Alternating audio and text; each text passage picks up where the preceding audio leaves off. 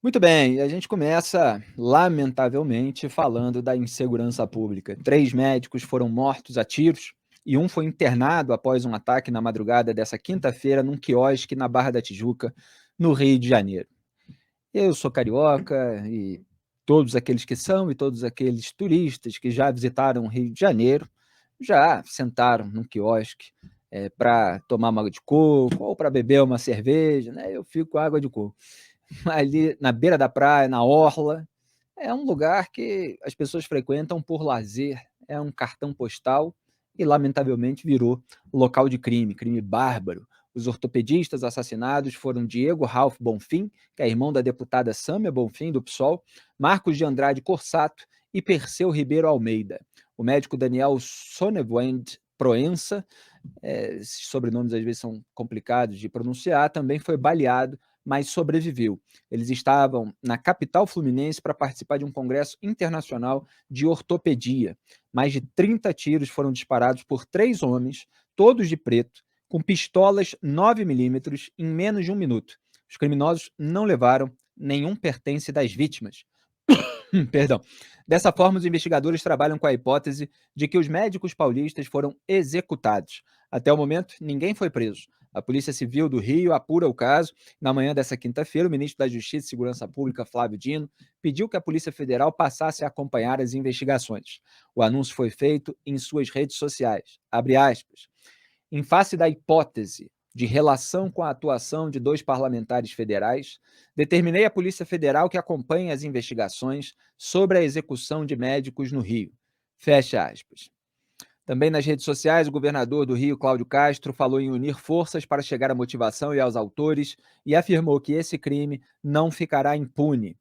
Em outra publicação, Castro informou que a Polícia Civil de São Paulo também entrou na investigação, disponibilizando informações sobre o perfil das vítimas. A deputada Sâmia Bonfim afirmou à TV Globo que o crime foi bárbaro e que entrou em contato com o Ministério da Justiça para pedir o acompanhamento da investigação. Segundo o jornal o Globo, integrantes da Polícia Civil do Rio e da PF afirmaram ao governador Cláudio Castro que não veem indícios de que o ataque tenha ocorrido por motivações políticas. A reportagem, publicada à tarde, diz que a tese de que os médicos foram executados por engano é a mais plausível. Um áudio interceptado pela Polícia Civil do Rio aponta que traficantes tinham como alvo um miliciano da região de Jacarepaguá que se parece com uma das vítimas, o médico Perseu Ribeiro Almeida. O miliciano é Tylon de Alcântara Pereira Barbosa, filho do Dalmir, apontado como chefe da milícia de Rio das Pedras. Milícia que já tem aí uma longa estrada na criminalidade e que continua com o poder e que continua nessa guerra de facções a que, lamentavelmente, a gente assiste lá no Rio. Produção, pode colocar na tela, por favor, as fotos do Tylon, que é o miliciano, e do Perseu, que teria sido confundido com o criminoso. Repare aí a fisionomia semelhante, bárbara, a barba, os óculos, enfim. Então, essa hipótese de que os criminosos teriam confundido os dois, queriam matar o filho de um feliciano, de um miliciano, perdão, e acabaram matando um médico absolutamente inocente. Essa é uma hipótese ainda, vamos aguardar a conclusão da investigação. Pouco antes de serem baleados, os médicos tiraram uma foto no quiosque onde ocorreu o ataque. A gente mostra aí na tela e dá mais tristeza ainda ver como todos estavam ali felizes, quer dizer, curtindo um momento de lazer, bebendo, conversando, na beira do mar, no Rio de Janeiro, 2 com camisa de time de futebol, sorrindo, portanto, para as imagens, obviamente, absolutamente inconscientes de que seriam assassinados em seguida.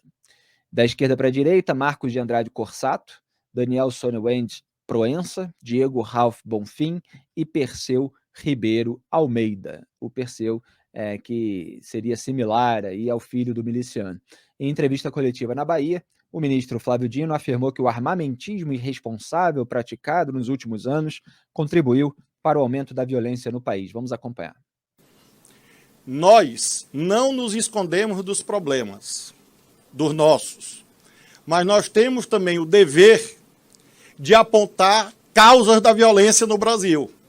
E uma dessas causas, eu disse, reafirmo, sublinho e direi sempre, foi o armamentismo irresponsável praticado no Brasil nos últimos anos. Esse é um dos fatores da violência. Eu sei que há pessoas que não gostam de ouvir a verdade, mas a verdade é essa.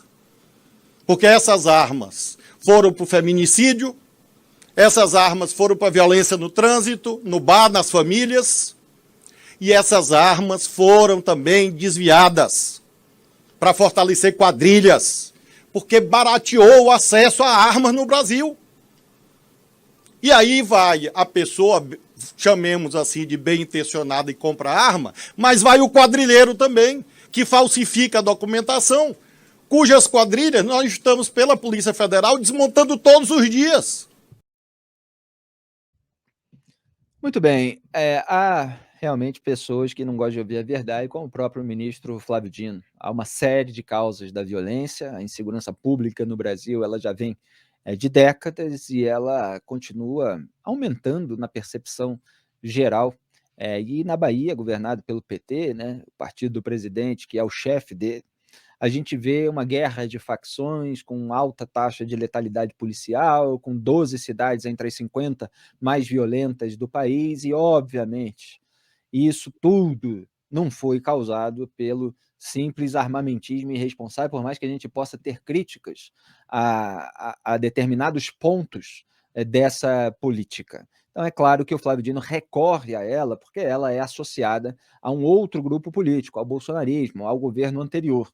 E assim ele tenta se eximir de responsabilidade. Acontece que a gestão dele na pasta da Justiça e Segurança Pública, ela não resolveu nenhum dos problemas até agora e simplesmente não apresentou plano nenhum.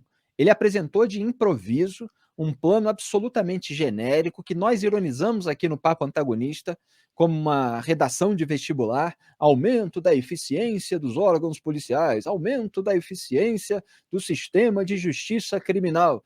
Quer dizer, parecia ali um adolescente de 17 anos, eu até pedi desculpa aos adolescentes de 17 anos, porque eu acho que eles fazem melhor do que aquilo que fez o Flávio Dino quando sentiu a pressão, porque estava sendo cobrado em relação à insegurança pública do país, antes mesmo desses assassinatos lá no quiosque da Barra da Tijuca, no Rio de Janeiro.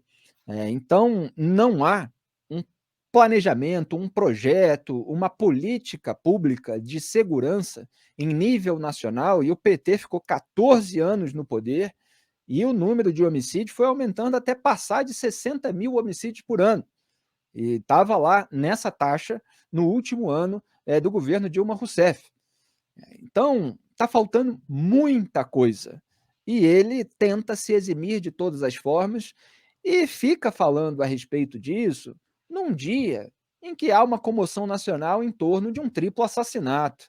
Quer dizer, ele acaba politizando a questão. A questão ela já foi politizada naturalmente, claro que a gente dá um desconto, porque a própria deputada federal Samia Bonfim disse que se dirigiu ao Ministério da Justiça para pedir um apoio na investigação. Então, a gente está lidando aqui com a irmã de uma vítima de assassinato e, claro, prestamos toda a solidariedade, toda a condolência, independentemente de partido, de opiniões sobre temas específicos. Ela, como apontou uma aliada, né, a Fernanda Melchione, né, eu às vezes confundo o sobrenome, mas a gente noticiou no Antagonista, ela está devastada nesse momento terrível de dor, então é natural que ela busque todos os contatos aí para que haja justiça, pelo menos em relação aos criminosos que assassinaram o irmão dela. Então o Flávio Dino já fez aquele tweet, mas eu acho que ele devia ter tomado mais cuidado, mesmo que tenha sido provocado pela irmã de uma vítima, para não politizar a questão antes do avanço das investigações. Né? Então já apontou ali uma hipótese política para o assassinato. Eu acho que deveria ter mais cuidado. Mas, ainda que se releve esse tweet, ele está aí ao longo do dia acusando o armamentismo irresponsável e é preciso aguardar as investigações. É que os temas se misturam, porque houve mais mortes lá na Bahia nesses últimos dias, houve essas no Rio de Janeiro, e diante do quadro, ele mandou um subordinado para o Rio de Janeiro, e ele foi para a Bahia. Então está tendo que dar satisfação e, claro, sempre se eximindo de responsabilidade e falando mais do que deve. Há um momento em que é preciso ter serenidade, respeitar o luto e tratar de assuntos específicos, prestando contas à sociedade, apresentando as medidas que estão sendo tomadas e os resultados delas.